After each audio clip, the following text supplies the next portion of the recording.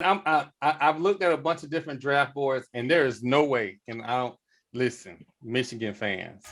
You can at me on Twitter. There is no way Aiden Hutchinson is the number one player off the board. No, you can kiss my natural black ass. I said it on air. There is no way he's the number one player off the board. After what we saw Georgia do to Alabama, nah, man, nope. So there have been some rankings going out there, and it's some talk that Travon Walker might be overhyped. Do you believe that he's overhyped? First of all, you got to look at the source. Where's this talk coming from? Because most of the time, people talking, they really trying to not let this kid go early. They want him to fall down to a spot where some folks can get him. So you look at how oh yeah, we just gonna wait and see. We'll see if he develop with it, and then they come take him early, or take him when he on the board, hoping he fall. But if you look at most of these kids that have long careers, most of them don't go in the early round. So, and I've looked at a bunch of different draft boards, and there is no way. And I don't listen, Michigan fans. You can at me on Twitter.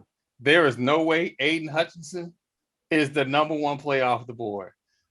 No, you can kiss my natural black ass. I said it on air. There is no way he's the number one player off the board. After what we saw Georgia do to Alabama, nah, man, nope, ain't no way. So we saying Walker number one. It's either him or Evan Neal. And the reason I say Evan Neal is because there are some teams out there that need an offensive tackle. This boy 6'7", 337 pounds. He is dominant in every way you want to be dominant. And there is some quarterbacks out there who have a problem being protected. I ain't gonna name no names, but there's some teams out there that need a tackle. There are some teams. Do any of those teams have a quarterback that's under 6'3"? Because if you have Evan Neal standing in front of you and you are 5'11", because I know you're talking about the Cardinals, you put Evan Neal in front of Kyler Murray, he'll never see another receiver. I really believe that has to go into the mindset when we drafting linemen. You look at these monsters that these kids playing in front of now.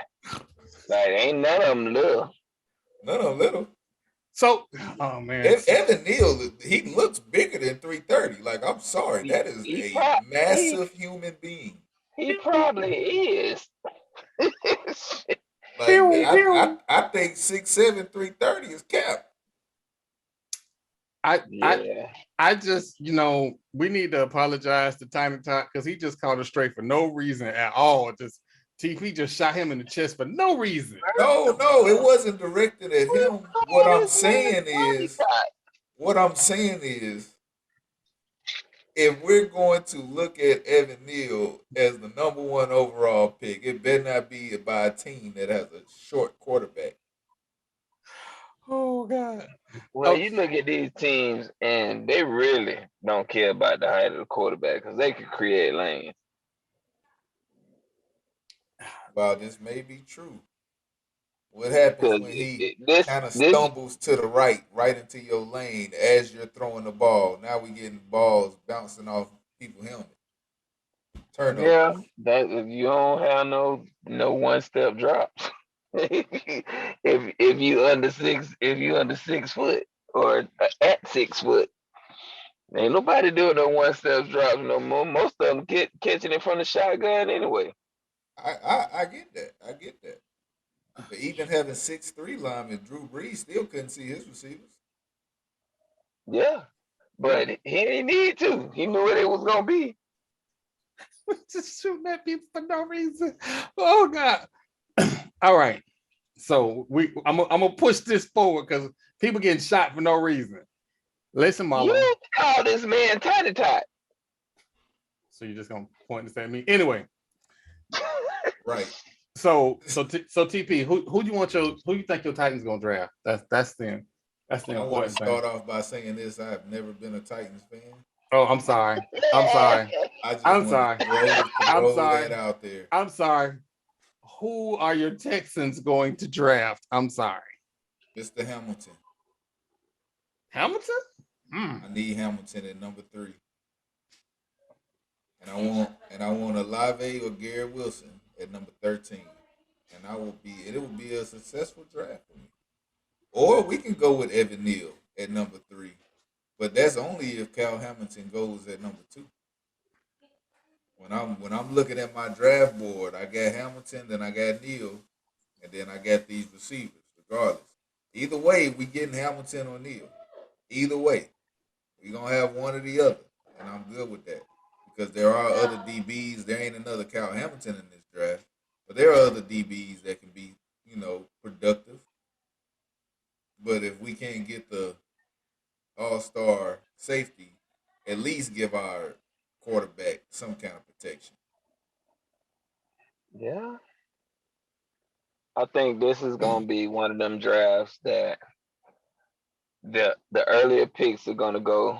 It's like when you car shopping and you ain't got a budget, you walk into a dealership and you be like, oh my gosh, look at that Bugatti.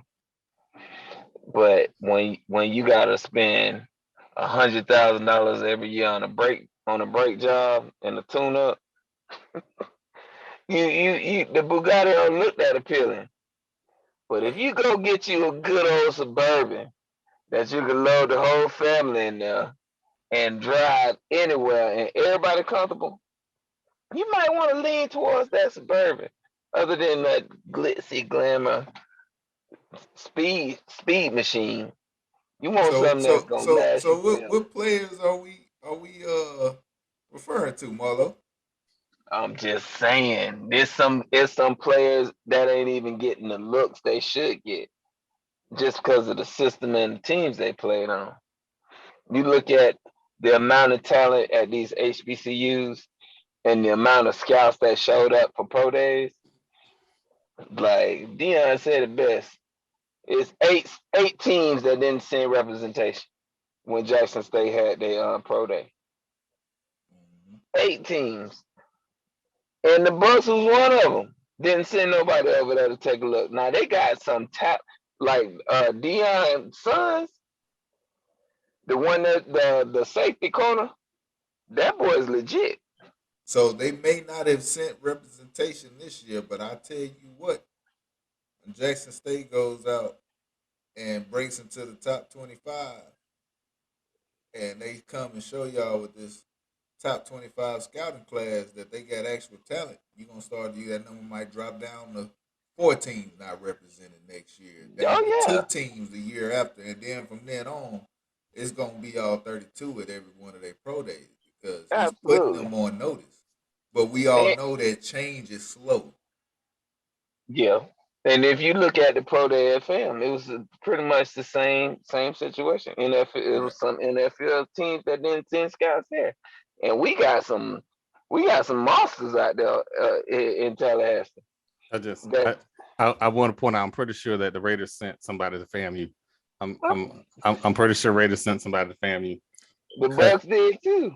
Because I added their ass 15 times about this boy Marquise Bell. Tell you something, the Raiders, they don't care. You could have played football in Cuba. If you run a 4-3, you own the team. You gonna get a look. They don't care. I feel like I'm attacked. You know what? I don't care. We ain't got no first round draft pick, but this kid Bell will be available in the second round. Actually, I think we picked like 28. But I tell you this, you look at the teams that are in desperate need of a player that can cover and come up and hit, that's, that's every one of them. Yeah. Yeah.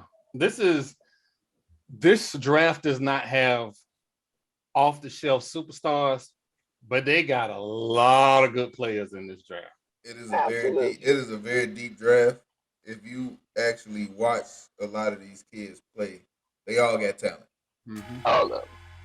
And The that ain't no small thing. That's like usually you'll see the draft be top heavy, but you right. can get a franchise player in the fourth, fifth round in this draft.